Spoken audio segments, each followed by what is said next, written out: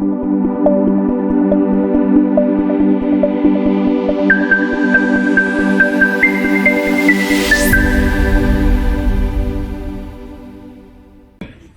सभी को जोहार है।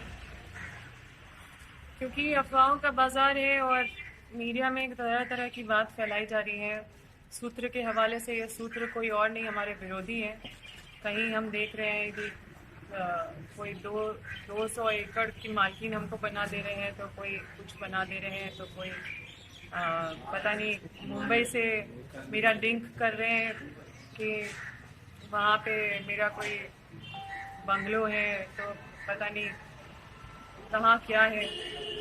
तो मैं ये प्रेस आप लोग के समक्ष इसलिए आई हूँ क्योंकि ये अफवाहों का बाज़ार, देखिए, मानसिक रूप से प्रताड़ना तो कई चीज़ों से हो ही रहा है, और ये जो अफवाहों का बाज़ार है उससे और भी मानसिक प्रताड़ना हो रही है। इसलिए वैसे मीडिया बंधु से हम अनुरोध करना चाहते हैं कि जो सूत्र के हवाले से जो खबर दे रहे हैं, ये सूत्र हमारे विरोधी है, उसके हवाले से जो अफवाहें फैलाई जा रही है, ये नहीं होना चाहिए। इससे मानसिक प्रताड़ना होता है।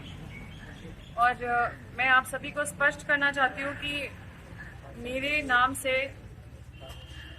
सिर्फ एक मेरा गाड़ी है जो विधानसभा से फिनांस्ड है, जिसका टाइम टू टाइम मेरे सैलरी से कटता रहता है पैसा। तो ये चीज़ है। और पृथ्वी में मेरा कोई भी चीज़ कहीं भी मिल गया, ये मतलब मैं गारंटी से बता सकती हूँ कि मेरा उसके सिवा कहीं भी पृथ्वी में कहीं कोई 1 इंच कोई चीज़ और नहीं, सिर्फ मेरे गाड़ी के सिवा। ये है जो जब्ती करके जो ईडी ले गए हैं, वो एक डिस्क्रिप्शन बना के हमें रिसीव कराए हैं। इसको आप पढ़ सकते हैं। कई लोग कितना है संख्या मेरे पास से, मेरे घर से, मेरे कहीं से भी कहीं भी कोई नगद बरामद नहीं हुआ है। कुछ पैसा था मेरा 1300-1400, उसको छोड़ दिए, वो लोग नहीं लेके गए। कुछ डॉक्यूमेंट्स लेके गए हैं, आप लोग देख लीजिए ऑफिस जाके, और वहाँ पे भी कहीं पे भी जाके ऑफिस जाके देख लीजिए। अब ईडी एक केंद्र एजेंसी है, वो अपना जांच कर रही है। उनके जांच में हर संभव हम लोग उनको कोऑपरेट करने के लिए तैयार हैं। कोऑपरेट करेंगे, हम लोग न्याय का सहारा लेंगे, कानून का सहारा लेंगे, और हम लोग कानून के पालक हैं। हमारे ऑफिस से भी जितना मैं जनता से जुड़ा हुआ जितना भी फाइल था, जिससे मैं जनता से कनेक्ट करती थी, वो सारा फाइल ले गए।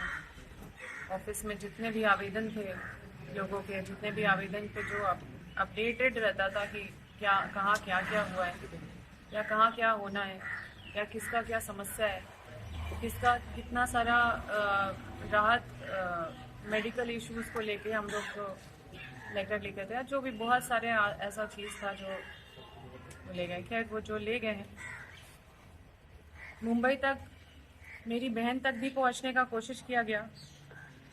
अब उसे वहाँ से रेंट से निकालने का, वहाँ पे बोला जा रहा है आप छोड़ दो ये जगह।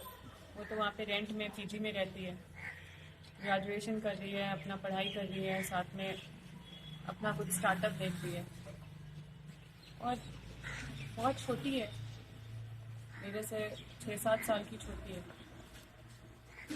तो वो भी रोते रोते कॉल की है। हम लोग मानसिक प्रताड़ना से ऑब्वियसली मतलब हम लोग गुजर रहे हैं। तो आप लोग से बस यही अनुरोध करेंगे कि किसी भी तरह का अफवाह ना उड़ाए। आप हमसे जो भी मांगेंगे, जहाँ का भी सीजर लिस्ट मांगेंगे, जहाँ का भी क्या क्या सीजर किया है, हम आपको ये एविडेंट है, ये एविडेंस है, ये डॉक्यूमेंट हम शेयर करने के लिए तैयार हैं। इसका आप लोग पढ़ के आप लोग देख सकते हैं। लेकिन इसके अलावा हमारे घर से ना ही कोई वैसे संदिग्ध चीज़ कोई मिली है, ना ही कोई वैसा कोई कैश बरामद हुआ है। अफवाह ये भी उड़ाया जा रहा है कि सीओ के साथ मेरा रिश्ता, जबकि हमने और मेरे पिताजी ने ये जो ज़मीन का ये जो ज़मीन विवाद वाला मामला में जो मुझे आप लोग कई लोग हाईलाइट किए थे कि ज़मीन हड़पने का मामला, उसमें ये सीईओ ने ही हम लोगों को फंसाने का काम किया एसडीओ के बोले। और इस पे जब हम लोग सख्त हुए कि कहाँ पे हम लोग का इन्वॉल्वमेंट है, तब जाके ये लोग बैकफुट में आए। और आप लोग खुद जानते हैं कि एसडीओ इस जिला में किस तरह से काम कर रहे थे। वो यहाँ पे चीफ सेक्रेटरी थे, डीसी से भी ज़्यादा पावर रखने का उनका पावर था, और वो उनको संरक्षण उतना पूर्व के सीएस दिए थे। तो ये सारा चीज़ आप लोग भी जानते हैं, इसलिए मेरा नाम किसी भ्रष्ट अफसर के साथ ना जोड़ें। हम हमेशा भ्रष्टाचार के खिलाफ हैं और हमेशा आवाज़ उठाते रहे हैं। जो भी जनता का काम अगर नहीं होता या जो भी होता तो उस पर हमेशा लड़ते रहे। इन सब चीज़ों को लेके हम सोचे कि आप लोगों को प्रेस कॉन्फ्रेंस करें और आप लोगों को स्पष्ट करें कि मेरे नाम से अगर कहीं भी पृथ्वी में कुछ और मिल जाए, मेरा गाड़ी छोड़ के, जो गाड़ी मेरे को फिनांस किया गया है विधानसभा से और उसका इंस्टॉलमेंट मेरे सैलरी से कटता है, उसके सिवा कुछ भी अगर मेरा पृथ्वी में मिल जाए तो आप मुझे गलत ठहरा सकते हैं। और ईडी जो भी डॉक्यूमेंट ले गई है उस पर हम लोग से जो भी पूछताछ करेगी, जहाँ भी जो संबंधित लोग हैं वो अपना जवाब देंगे। लेकिन मैं अपना चीज़ आप लोगों को स्पष्ट कर रही हूँ ताकि ये अफवाहों का बाजार उड़ा के, क्योंकि चुनाव आ रहा है, कई विरोधी लगे हुए हैं, आप लोगों को भी मिसगाइड करेंगे, लेकिन आप लोग मिसगाइड मत होइएगा। जो एविडेंस है, जो डॉक्यूमेंट है, जो ऑफिशियल डॉक्यूमेंट है, सब कुछ हम लोग आप लोग के साथ शेयर करें। जब से हम लोग राजनीति में आए, मेरा फैमिली बर्बाद हो गया, परेशान हुए, राज्य बदर भी हो गए हम लोग। तो आगे आपका क्या फ्यूचर प्लान है इस घटनाक्रम के बाद? देखिए, इस घटना से तो बहुत आहत है। मेरी बहन भी काफ़ी रोते रोते फ़ोन की थी, उसको भी काफ़ी परेशानी हुई। हम लोग किसी को संपर्क नहीं कर पा रहे हैं, सबके फ़ोन सीज कर लिए गए हैं, पूरे मेरे गांव से लेकर मेरी दादी से लेकर सब। तो निश्चित रूप से प्रताड़ना जब अपने ऊपर होता है तो सह लेते हैं। मेरे साथ जो करना है वो करे, हम सह लेंगे। लेकिन अगर मेरी माँ के साथ हो, अगर मेरी छोटी बहन के साथ हो, मेरी दादी के साथ हो, वैसे लोग के साथ हो जो सीधे साधे और मतलब जो इन सब चीज़ों से बहुत परेशान हो जाते हैं, बहुत विचलित हो जाते हैं, तो निश्चित रूप से एक मानसिक प्रताड़ना होती है। और इस चीज़ को एज ए चैलेंज स्वीकार भी कर रहे हैं और राजनीति कंटिन्यू करेंगे। देखिए, हमें लोगों ने यहाँ तक पहुँचाया है और हम बहुत संघर्ष करके यहाँ तक आए। बहुत आसान रास्ता नहीं था, बहुत सारे चुनौतियों को पार करके आए हैं। जब हम कुछ नहीं जानते थे, जब किताबों तक सीमित थे, तब हम सार्वजनिक जीवन में सीधा मतलब हमें एक्सपोज कर दिया गया। उस समय भी मेरे कोई गुरु नहीं थे, मेरे कोई राजनीतिक सलाहकार नहीं थे, कोई मेरा कोई गार्जियन नहीं थे, क्योंकि मेरा पूरा फैमिली जेल में था। और साल भर 3 साल तक 4 साल तक मेरे विधायक होने के बाद भी मेरा पूरे परिवार जेल में रहा।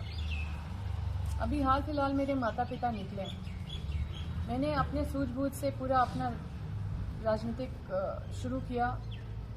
कोई मुझे बताने वाला, सिखाने वाला नहीं था।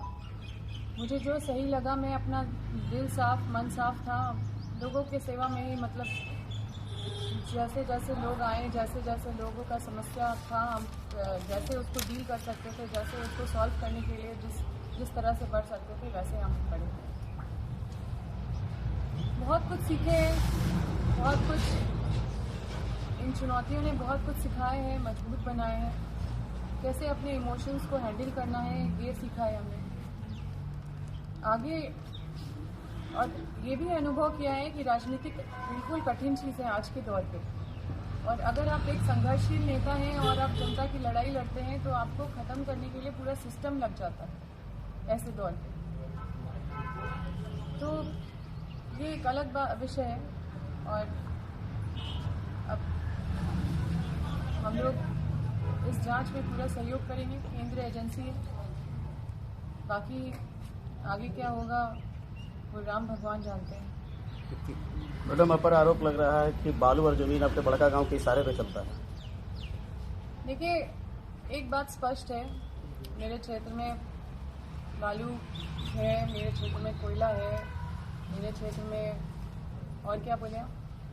जमीन। देखिए,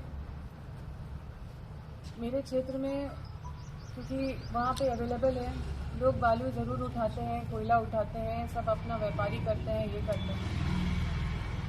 हम लोग का डायरेक्ट कोई इन्वॉल्वमेंट नहीं है किसी भी चीज़ से।